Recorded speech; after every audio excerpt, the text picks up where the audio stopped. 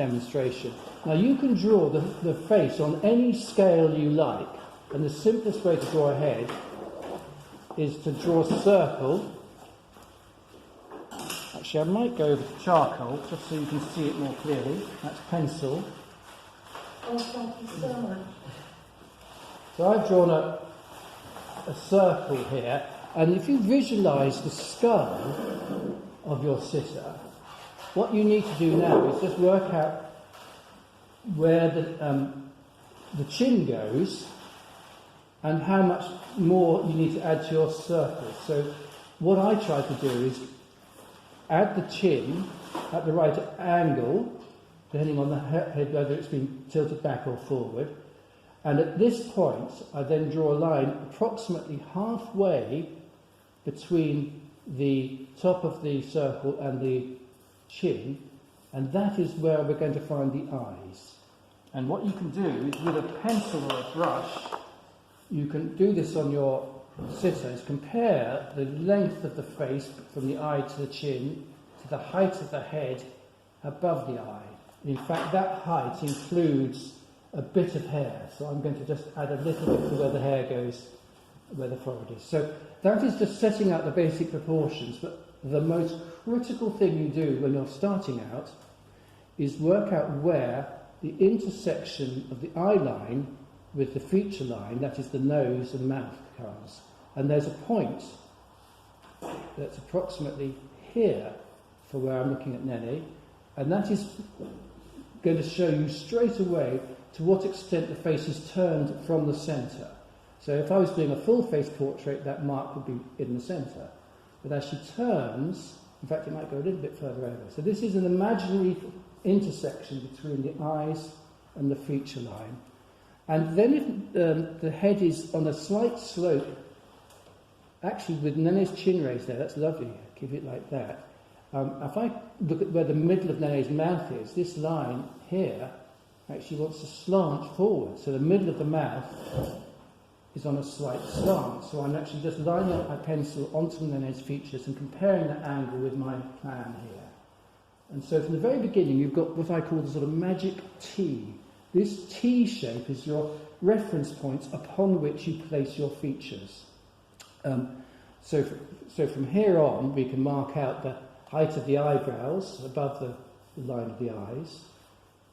Come up here. The length of the nose coming down, and again you can compare by holding out your pencil and comparing eye to the base of the nose, with the base of the nose to the mouth, and so on.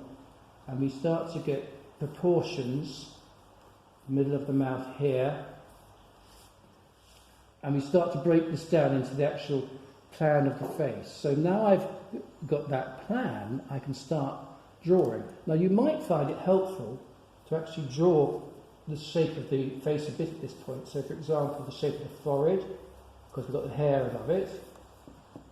The shape of the forehead as it goes into the eye area here and the cheek. So we might want to just put a little bit of the shape of the face in at this point, like so. You start to get a feeling.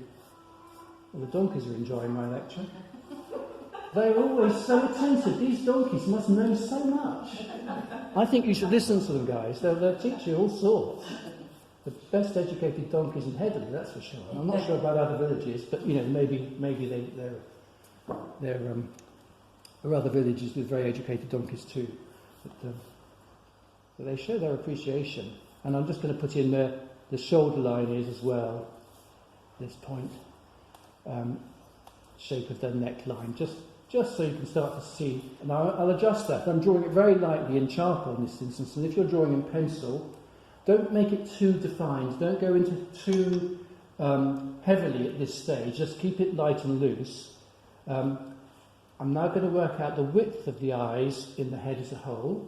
And in fact, having got the length of the face here, I'm going to compare that with the overall, because of the hair, I'm going to count in 1 1/3 times this length goes this way. So the hair here goes right off the back of my piece of paper. So you can start to see the shape of the portrait here down. So there we've got the shape of the hair. So this is the area we're concerned with. I won't do too much here to start with. So now I'm going to just start with the shape of the nose a little bit, slope of the nose, and where the middle of the nose comes. Now I'm going to look at where the eyes go. Now this far eye, from my angle, I see the inside corner of the eye just next to the bridge of the nose, and that's another very helpful gauge when you're placing the nose and the eyes to look at carefully how much space between the eyes and the nose itself. So I've got the width of an eye between the eyes here, and then this eye comes to approximately here. And again, you can spend some time just checking you've got these proportions right. So those marks represent the inside and outside points of the eye. You can do little things like this. You can check their relationship by drawing triangles, connecting these points up to the middle of the mouth.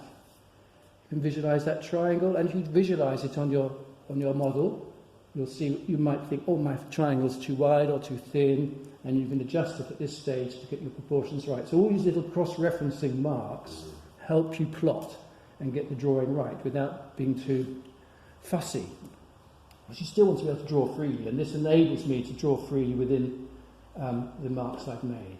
So the shape of the eye is a sort of almond shape. The fullest part of the eye, the deepest part of the eye, is nearer to the nose. So in other words, the deepest part is here, then it tapers down, like so. You want to allow space for eyelids, and then it's got deep eyelids, like so. Coming up to the eyebrows, starting here. Again, high arching eyebrows, which is every fashion photographer's dream. There we go. And then so I won't draw those in yet, I'll just come down and get everything right. So we then look at the space between the nose and the lips. Again, the centre of the mouth isn't necessarily exactly centred to the nose, because the way that the face curves. So for example, the middle of the nose here, the septum that is down here, curves outwards to go into the arch at the middle of the lips. So you've got to work out where these little points are. And then when I draw the mouth, I'm seeing most of this side of the mouth. I'm seeing all of this side, but it's slightly turned from me. But the far side of the lips are turning around the curve of the head. So the far corner of the mouth, I actually don't quite see it from here. I see the lips curving away, but I don't see the actual little corner of the lips there. Again, just check that you've got the right space for the chin when you get to this stage. And again, you can count all these proportions back into each other by holding your arm out fully stretched. Always fully stretch your arm, because if you're not fully stretching it, you're getting irregular measurements. So fully stretch I measure with my left arm and I draw with my right. So I take the chin, I can count it back, it's the same distance from the bottom of the chin to the bottom lip as it is from the bottom lip to the nose, and it's the same distance again. So I'll just show you here, this measurement's the same as that measurement, and that measurement's the same as going up to the corners of the eyes. I'll just double check that. I might have got the eyes a fraction. Yeah, I've got the eyes a fraction high. I'm going to bring that line down by a whisker. So I'm getting all the proportions right. And the other thing I noticed early on was the line of the eyes is a slight slope at this angle. So now I can start drawing, I can actually refine these shapes. And as I draw the nose here, I notice that I've got the cheek a little bit too full. So I'm just going to bring that in a bit. Curves back. And now I'm going to draw the eye more accurately.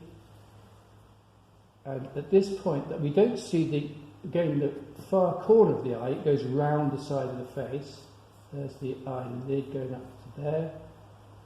That comes in a little bit fuller like that. But we actually see the edge of the eye.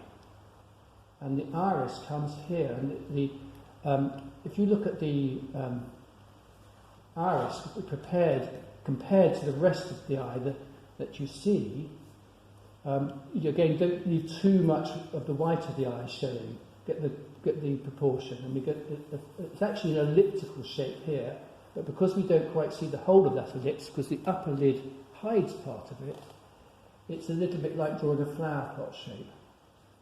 And I show you that in the diagrams in the book to explain that. And then it also overhangs the iris a little bit, so we actually get the lashes coming out beyond the iris here.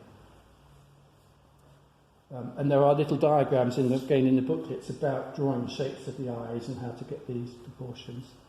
And when if you're drawing somebody from life like this, make sure that they're looking in the same direction as you move from one eye to the other, otherwise they'll end up looking either boss-eyed or wonky-eyed. It's an easy mistake to make, and in fact it's a mistake that you are forced to make if you do a self-portrait. Because if you think about it, a self-portrait, you can't look at one eye with both your eyes without moving your eyes as you then look to the other eye. So by definition, every self-portrait should be slightly boss-eyed. And so what happens is artists look at their portraits, self-portraits, they realise they're looking boss-eyed and they make a little adjustment.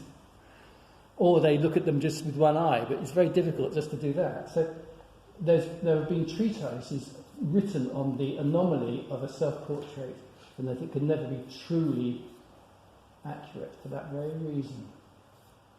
I'm perhaps overemphasising the eyelids here, but it's just where the eyelid goes, and the colours of the paint or pastel or whatever you put on will help form that and model that in due course. So I think there's a little curve to this bottom lid.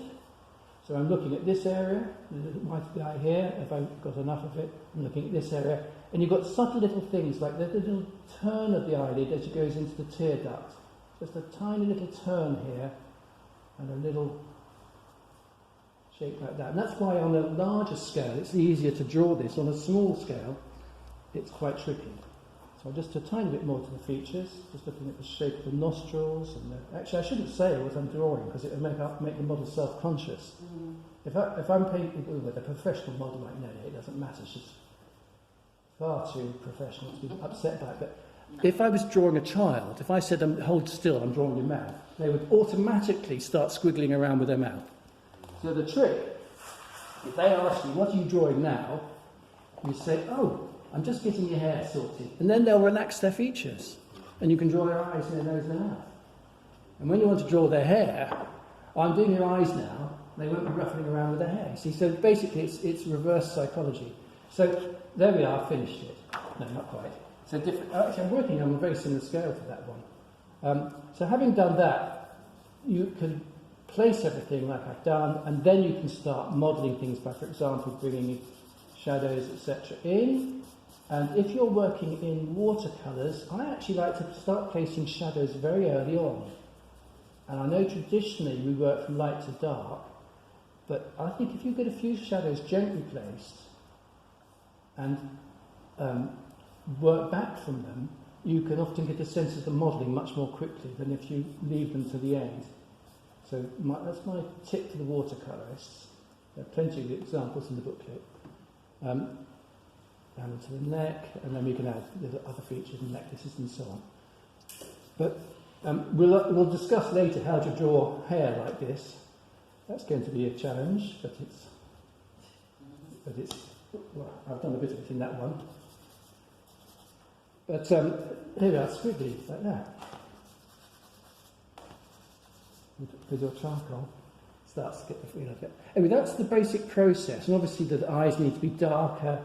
You'll notice I've hinted at the pupils. The pupils, by the way, touch the top lid. And if you're a watercolourist, you'll look where the light's reflecting. And very often you'll find that the light reflects off the iris on the opposite side to the illumination of the iris. So where the light is coming in on the pupil or the iris, it illuminates it on the right. Sorry, if it reflects off the right, it will illuminate the left, and vice versa. That's what happens when you want to get something looking reflective. And in fact, this eye, as it's on the far side of the face, will be slightly more elliptical than that eye, which is nearly circular. Because what does elliptical mean? Elliptical is a distorted circle. Ah, right. Yeah, so instead of around, it becomes flattened, like looking at a saucer at an angle. Right. Like looking at the top of your cup of coffee. It's elliptical. If you've got a round cup, that is. So that's all I'm going to do just to explain the process. Let me just move the camera in so it can show the features. There we go. And go back and look at Nene, and you can see what the camera and I've been looking at. Thank you.